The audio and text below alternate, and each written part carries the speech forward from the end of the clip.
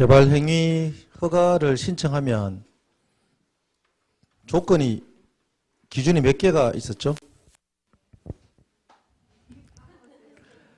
개발행위가 기준 4개, 5개죠, 5개. 면적이 적정한지, 도시계획하고 성장관리 방안에 적합한지, 주변 환경에 뭐 민폐는 없는지, 기반시설의 용량은 적정한지, 그래 한 게 뭐 있어요? 5개 조건 있잖아요. 그렇죠. 152페이지 보면은 5개 조건이 있어요. 면적, 보통 면적의 적정성이라든지 또는 계획의 적합성이라든지 사업의 뭐 적절성 이렇게 해서 5개 기준에 따라서 움직이는데 여기에만 맞으면 허가가 다 나요. 원래 허가가 나야 되는데 땅 사실 때 이런 땅 사시면 안 돼요. 토지용계 확인할 때 보면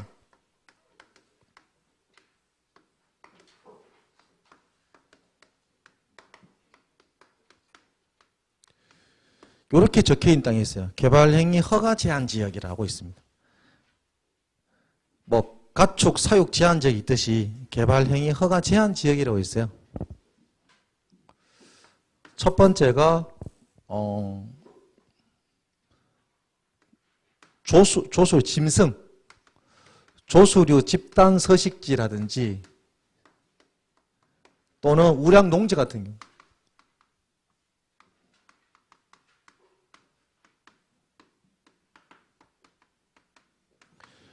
우량 농지가 밀집되어 있는 지역 이런 데는 허가를 받을 수가 없어요. 물론 내가 판단하는 건 아니에요. 어디에 나와요? 토지용 계약허가에 찍혀 있어요. 이 땅을 사시면은 어떤 문제가 생기는지 좀 이따 말씀드릴게요. 두 번째, 주변 환경을 크게 오염, 훼손, 주변 환경을 크게 훼손할 가능성이 있는 경우 개발을 내줬을 때, 허가를 내줄 때 주변 환경이 크게 훼손, 오염 또는 크게 훼손될 가능성이 있는 경우도 허가를 자기들이 못 내줍니다. 안 내준다는 얘기죠. 세 번째, 도시군 기본계획이나 도시군 관리계획이 수립 중인 경우죠. 관리계획이 위반 중인 경우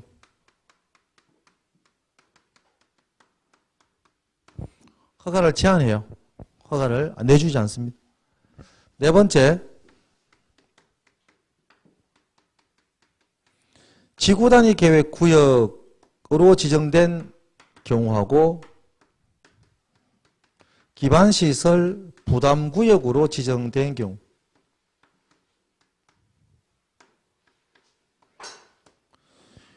여기 5곳에는 우리 국장이나 시도지사, 시장, 군수가 개발행위 허가를 제한할 수 있어요. 이렇게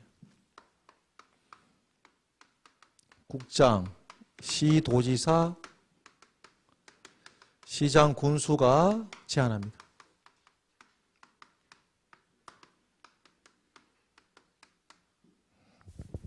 어려운 내용은 아닌데 일반 같은 경우는 다 제한하는 게 아니고 이런 경우에 녹지지역이나 계획관리지역일 때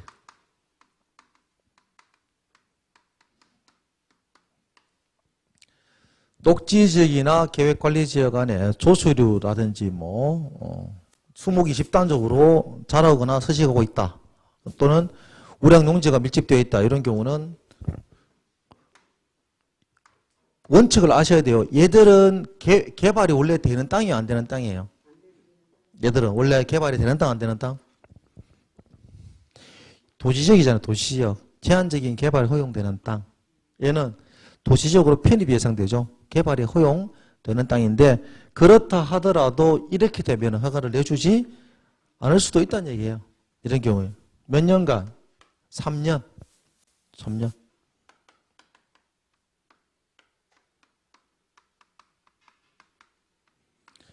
최장 3년 이내 기간 동안 개발을 제한합니다. 개발로 인하여 주변 환경이 크게 오염되거나 훼손될 가능성이 있으면 허가를 제한한다라고 미리 선을 그어놔요. 자기들이. 얘도 최장 3년 이내 제한할 수 있습니다. 도시군 기본계획이나 도시군 관리계획이 위반 중이란 말은 결국 뭐를 의미하느냐. 결정됐을 때 지역이 바뀔 수도 있다는 얘기죠. 그죠? 그럼 개발 허가 기준이 변경될 수가 있어요. 이런 기간 동안은 위반 중이니까 결정날 때까지는 허가를 제한합니다.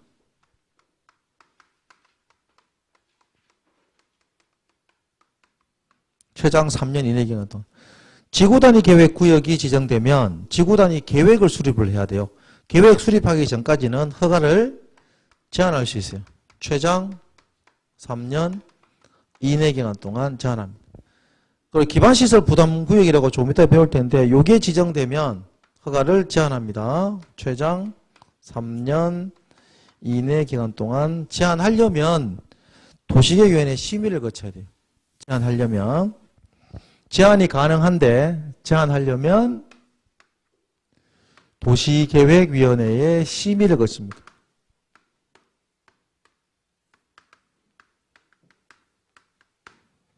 그래서 몇 년간, 다 몇 년이에요? 3년. 그런데 얘는 연장이 돼요. 연장 2년.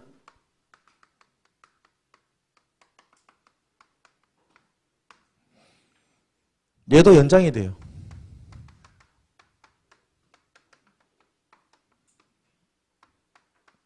이렇게 해서 3개가 연장이 가능합니다. 그러면 3번, 4번, 5번 같은 경우에는 최장 몇 년이에요? 5년까지 개발행위 허가를 제한할 수 있다.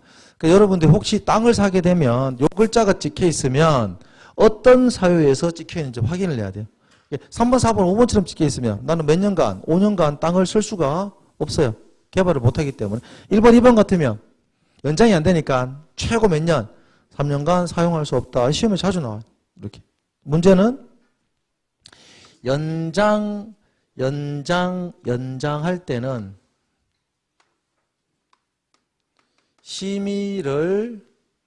심의가 불필요하면 심의 없이 처음에 제한할 때는 심의를 받고요. 연장 제한일 때는 심의가 필요 없습니다.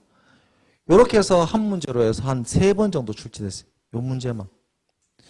교재는 없지만 개발행위 허가를 받아야 된다고 배웠으니까 다 받으면 좋은데 제한 지역으로 지정돼 버리면 허가를 받을 수가 없습니다. 이거까지. 시험 문제는 주로 얘가 나와요. 연장할 때 심의를 받느냐? 받지 않는다. 이렇게 해서 기본적인 개발행위 허가 과정은 정리를 했습니다. 교재 없는 거 막 하고 싶은데 이것만 교재 없어요. 없으니까 기억을 좀 해주시고 개발행위 허가하고 뭐가 있다? 개발행위 허가 제한이 있다. 이렇게 기억을 좀 하고 그 다음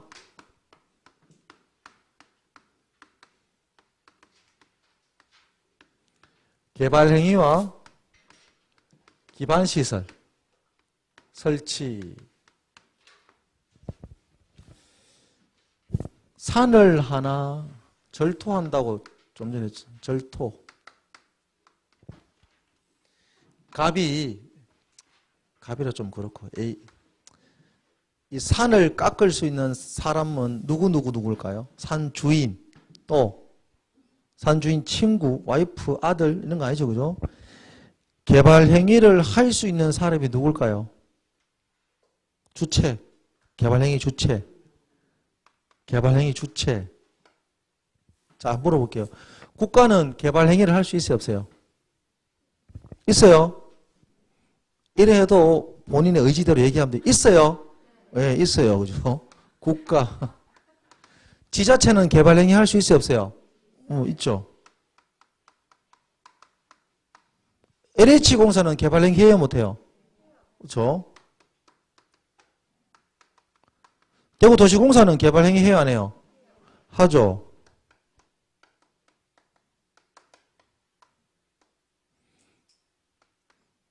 여러분들은 개발 행위 해요, 안 해요? 아니, 해요, 안 해요? 물었어요. 허가는 던져놓고 해요, 안 해요? 땅 있어요. 땅 있어요. 민간. 이 사람들이 개발 행위를 할 수 있는 주체들이에요. 이 말은 결국 뭐예요? 대한민국 모든 구성원은 개발 행위를 할 수 있다라고 합니다. 있다. 그럼 국가는 개발 행위 하려면은 허가 받아야 안 받아요? 받아야 돼요. 지자체는 여기서만 지자체는 대구광역시 수성구청장이 대구광역시에 개발 행위 하려고 그래요. 누구한테 가서? 대구시장한테 가서 뭘 허가를 원래 안 맞거든요. 이 내용 자체가 안 맞지만 시험 치기 위해서는 제가 말하는 대로 따라가야 돼요. 국가도 지자체도 개발하려면 허가를 받는다. LH 공사 받는다. 군인 공제 같은데 받죠, 그죠? 또 뭐 지방공사도 허가를 받아요. 여러분들은 당연히 받아야 되죠, 그죠? 받으면서 허가권자가 누구라고 하세요? 6명, 허가권자 6명.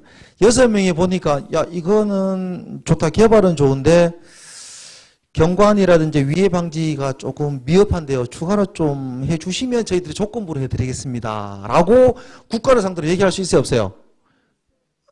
있어요. 있습니다. 국토교통부 장관 따라가줘야 돼요, 그러면.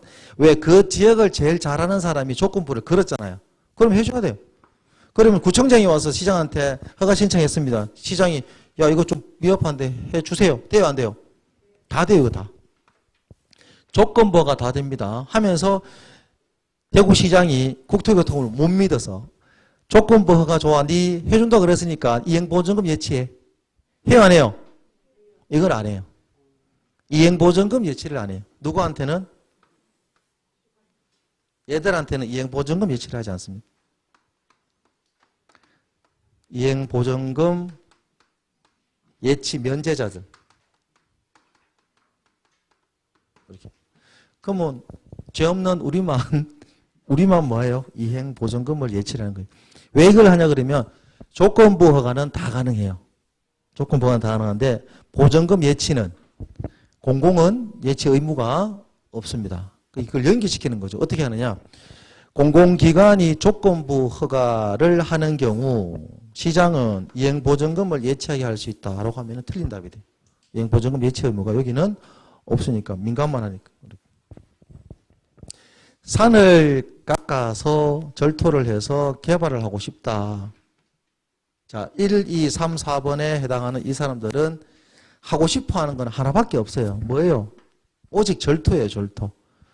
그런데 그 지역을 관리하는 지방자치단체 입장에서는 여기에 뭐가 필요해요? 더하기. 추가가 필요했죠. 법에 나왔죠. 뭐 했었어요? 기반시설을 어떻게 할 것인가. 두 번째, 위해 방지를 어떻게 할래? 세 번째, 환경오염은 어떻게 방지할 거야? 네 번째, 조경 경관은 어떻게 할 거야? 그럼 추가로 들어가야 돼요. 이 추가가 4개가 나오는데 이 중에 제일 중요한 게 뭐냐? 제일 중요한 게 누구 입장에서 제일 중요해요? 그렇죠. 허가 내주는 사람 입장에서는 이게 제일 중요해요. 허가 받는 사람 입장은 뭐가 제일 중요해요? 이게 제일 중요하고 허가 받는 사람 이건 받으면 되는데 허가 내주는 사람은 4개를 다 검토해야 되죠. 그중에 제일 심각한 게 뭐냐? 제일 부담스러운 게 뭐냐? 이거 왜? 이거 안 해주고 허가 내면 이거 다 나중에 누가 해줘야 돼요? 그죠? 6사람이 해줘야 돼요. 기반시설이 설치가 안 되는 상태에서 사람이 들어오고 도시가 커지면 분명히 지역 주민들은 뭐라 그래요? 왜 도로가 부족하냐고, 왜 수도가 모자라 난리를 칠 거란 말이에요. 그럼 누가 해줘야 돼요? 이거 다 해줘야 되거든요. 그래서 얘를 먼저 확인해요. 기반시설 설치에 관련된 부분에서 여기서 법이 개정이 되면서 바뀌면서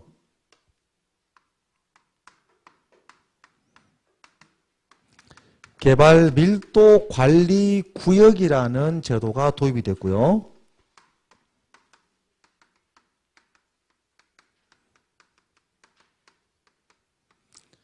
기반시설 부담구역이라는 제도가 도입이 된 거예요. 왜? 기반시설 어떻게 할까? 허가 들어오면 어떻게 할까? 고민스러워서. 자, 여기서 바로 보면은 기반시설 부담구역은 저기서 본 내용을 보면 재수 없으면 개발행위 허가를 제한할 수도 있습니다.